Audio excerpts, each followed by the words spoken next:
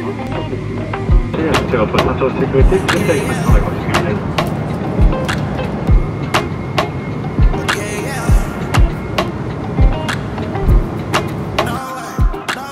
Back to business. Et cette fois, il ne s'agit pas de ma série de septembre, mais juste d'un retour en business class qui n'était pas du tout prévu dans le vlog que j'ai fait à l'aller. Si tu l'as pas encore vu, je sais pas ce que t'attends. Je disais que je revenais en écho et que ça allait faire tout drôle. Eh bien, j'ai tellement kiffé l'expérience de la business à l'aller que j'ai décidé de m'upgrade, de me surclasser au retour. C'était moins cher que prévu de se surclasser plutôt que d'acheter le billet à l'origine. Ça explique pourquoi je me suis surclassée. C'était en gros 1000 balles moins cher que si j'avais pris dès l'aller-retour en business. Le lounge au Japon, surtout quand on était à un autre aéroport que celui où on était arrivé.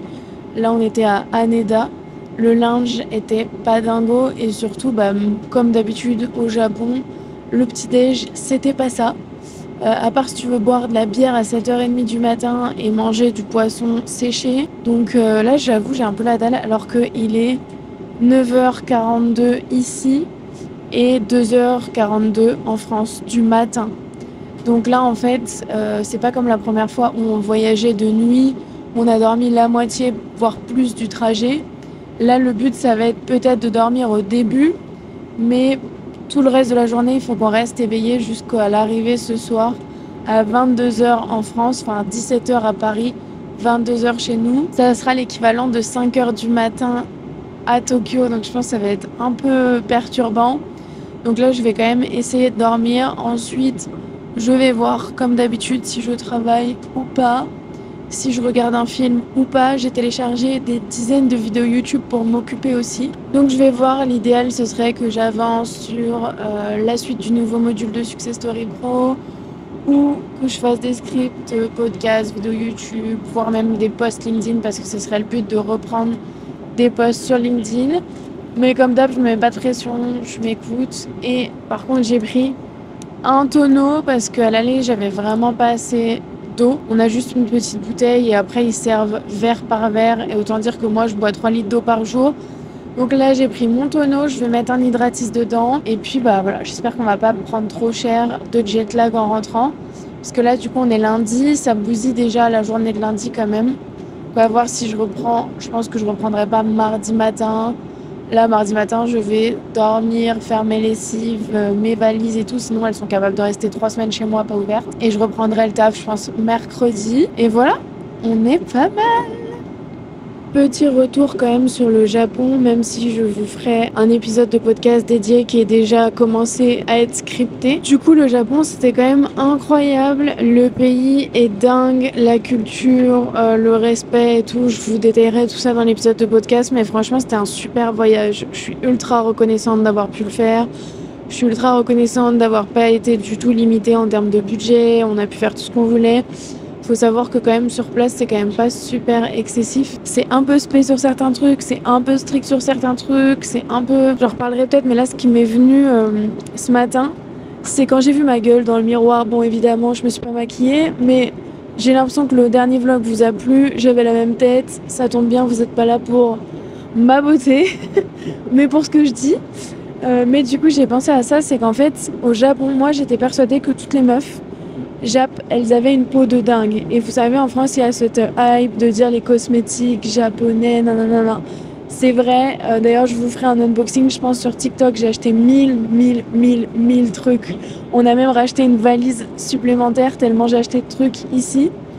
Mais pour vous dire qu'en gros, c'est quand même principalement là-bas de la pub mensongère. Je suis choquée à quel point ils retouchent les visages, à quel point en vrai ils ont pas du tout tous la peau parfaite. Ils ont pas du tout la peau parfaite, genre vraiment ils ont des défauts comme tout le monde. C'est juste que dans leur publicité et même dans les hôtels, on s'est demandé, faudrait que je me renseigne, si les gens sont pas choisis pour leur physique parce que les meufs de l'accueil des hôtels ont la peau parfaite, le visage, les formes de visage typiques japonais que tu vois dans les pubs et tout. Donc franchement, je pense qu'il y a un peu un truc d'image et je suis contente qu'en France, on ait quand même beaucoup plus de vérité et ce soit de plus en plus mis pas en avant, mais vous voyez ce que je veux dire, genre les shootings photos Maintenant, il faut préciser quand c'est retouché. Les marques, elles montrent de plus en plus de peaux à problème. Évidemment, c'est aussi des stratégies marketing, mais ça permet quand même de s'identifier beaucoup plus que dans un pays où on te montre que des gueules parfaites. Je trouve que c'est ultra complexant. Tout ça pour dire que je suis contente dans mes vlogs de montrer aussi ma vraie gueule. Je pense qu'on a tous la même au réveil. Et que notamment les femmes, voilà, le maquillage c'est génial, hein, ça nous permet de nous sentir fraîches et tout.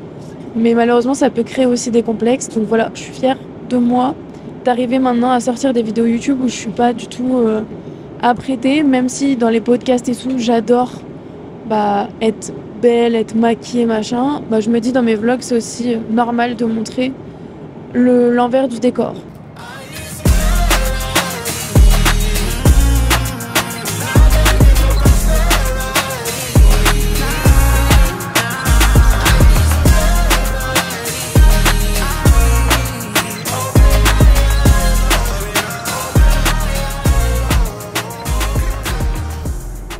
Bon, petite update, il reste 8h20 de vol. On a déjà fait du coup à peu près 6h.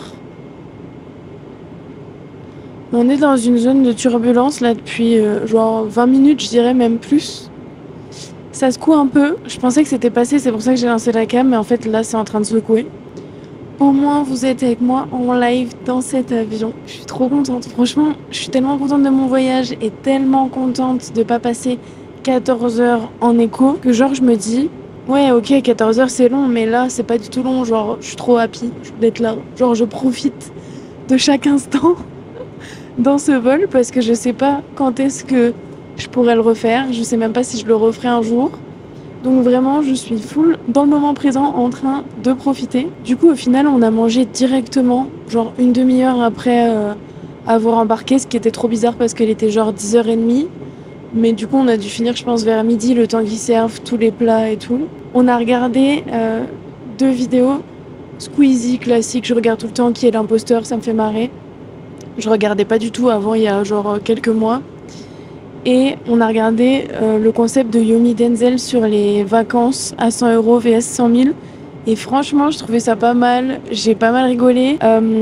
J'aurais aimé qu'on connaisse un petit peu mieux les entrepreneurs et que ce soit un peu plus valeur ajoutée. Moi, j'ai toujours ce truc de valeur, mais c'était divertissant. Et je trouve ça cool qu'un mec comme lui fasse des concepts comme ça sur YouTube.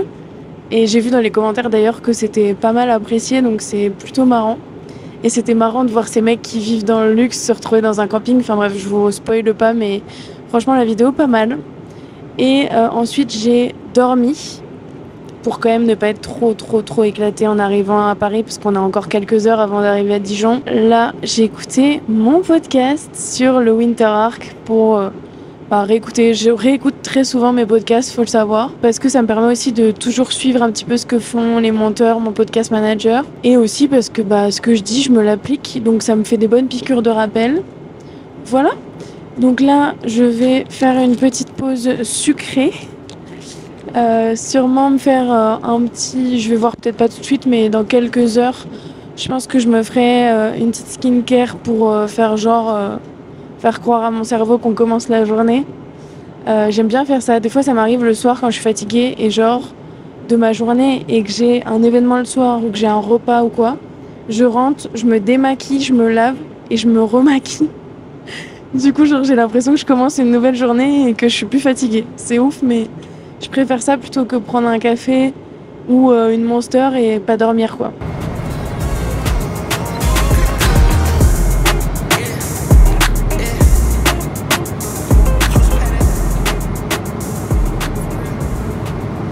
Bon, il reste 5 heures. J'espère que je vais pas tomber malade. Il reste 5 heures, je sais pas pourquoi j'ai plus beaucoup de voix. Mais ça passe plutôt vite. Je rattrape tous les vlogtobres de Marie Lopez, Enjoy Phoenix. J'avais commencé à regarder les premiers quand j'étais en France. Et au Japon, forcément, entre le décalage horaire et le fait que j'ai pas que ça à faire, de regarder des vidéos YouTube, j'ai loupé les 2 semaines. Donc je les ai toutes téléchargées hier. Et là, je regarde, du coup, ça m'occupe et c'est pas un truc...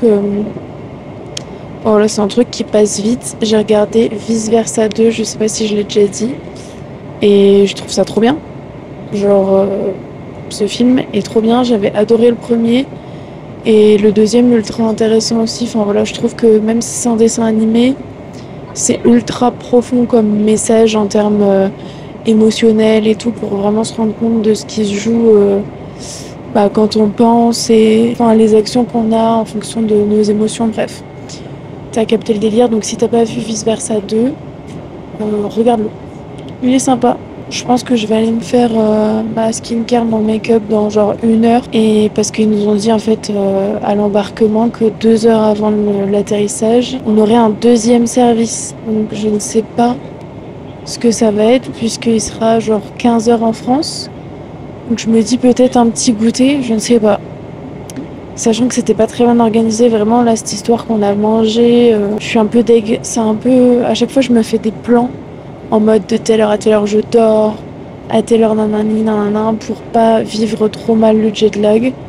Et là du coup ils nous ont un peu flingué notre truc, mais bon, je pense que ça devrait aller. Encore quelques heures. Je me dis du coup qu'il reste genre 3 heures parce que après, s'ils nous servent à manger 2 heures avant, ça va passer plus vite. Et ensuite arrivé à Paris, il restera encore un peu de temps, mais je pense qu'on mangera. Comme ce sera le soir, je pense qu'on mangera à la gare et voilà, j'ai hâte de retrouver mon fils aussi, je vous montrerai ça si j'y pense et que je suis pas trop fatiguée. Mais trop hâte de retrouver mon fils et ma petite routine. Je crois que j'ai pas mes lingettes. Ah si. J'ai eu peur, là si j'avais pas ça j'étais belle. J'ai mis mon téléphone à l'heure française, ça c'est le tips ultime. Donc je me dis dans ma tête qu'il est midi, donc je pense que ça va bien se passer en vrai. C'est juste que du coup, comme je me dis dans ma tête qu'il est midi, j'ai encore plus la dalle. Franchement, j'ai l'impression, mais je me rassure en me disant que ma communauté est comme moi et que les filles que je suis, je vois qu'on est pareil. Mais j'ai l'impression tout le temps de bouffer 3 fois plus que le reste de la population. Donc je me dis, c'est parce que je fais du sport, c'est parce que machin. Mais à un moment, j'ai l'impression d'être un ogre, quoi. J'ai l'impression que je vis pour manger.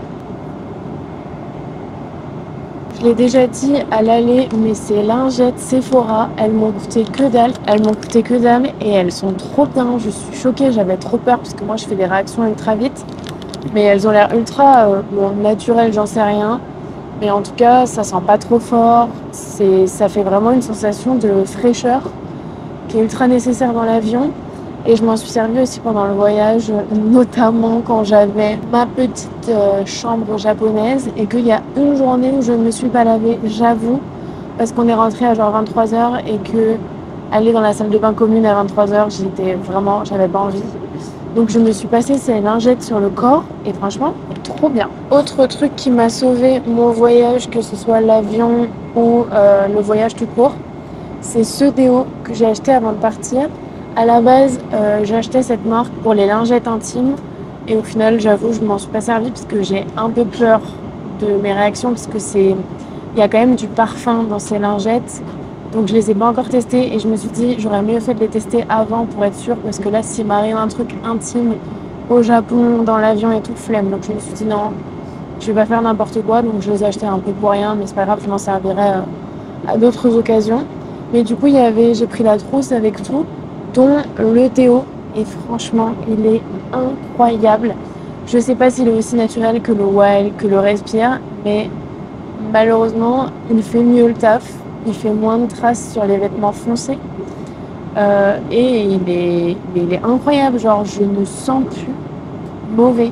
Et je sens que je transpire quand même. Donc, je pense pas que ce soit un antitranspirant, parce que les antitranspirants, c'est vraiment la pire merde qui existe. Ça te bouche les pores, etc. Que là, je transpire quand même, mais je sens pas mauvais. Donc, franchement, incroyable. La marque, c'est Musc Intime. Et du coup, j'utilise aussi, je vous l'avais dit, le musc. Je le mets là dans le cou et ça permet de sentir bon. Ça tient pas aussi longtemps que je le pensais et j'ai l'impression que ça tient moins que le déo. Après, peut-être que je le sens moins parce que je m'y suis déjà habituée. Mais franchement, ces produits, je suis trop choquée et trop contente de l'avoir fait. Là, je vais me mettre une petite crème que j'ai récup dans le premier hôtel. Si t'as pas vu dans le vlog précédent, le premier hôtel, c'était vraiment le meilleur. La vue était dingue. Celui qu'on avait à Osaka était très bien aussi. Mais du coup, ils fournissaient en fait un petit kit. Il n'y a qu'au Japon que tu vois ça, genre la routine complète avec toutes les bonnes étapes. Parce que là, la trousse Air France avec les trucs qu'on sait même pas ce que c'est. En France, ils te mettent rien du tout en termes de skincare. Là, dans les toilettes de l'avion, ils te foutent une lotion tonique, t'as rien d'autre. Donc, je pense que les gens ne comprennent pas, et moi, la première depuis des années, les étapes d'une skincare réussie. À part au Japon, où dans les hôtels, t'as toutes les étapes de base. T'as même le double nettoyage, à quel point ils sont en avance. Nous, on est tellement en retard. T'as l'huile, le gel nettoyant, une lotion et une crème hydratante. C'est tout ce qu'il nous faut en fait. Donc là, je vais pas me faire l'huile et le gel, enfin le truc lavant, parce que déjà je me suis pas maquillée ce matin pour éviter d'être, enfin voilà, pour avoir la peau clean.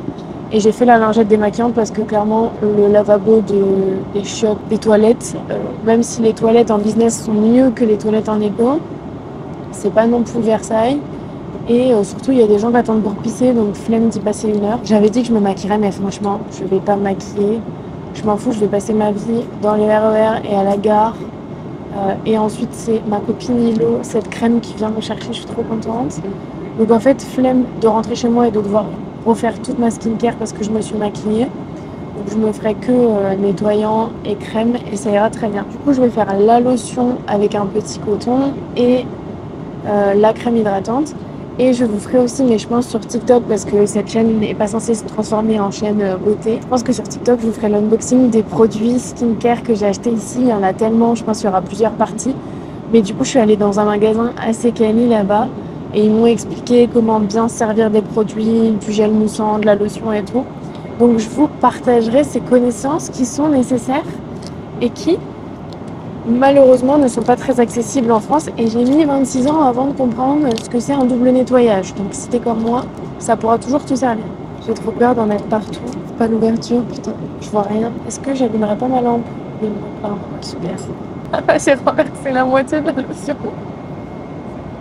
Ça sent l'alcool, c'est bizarre, faut que je regarde la compo quand même. C'est de la skincare qui est dorénavant sur mon genou.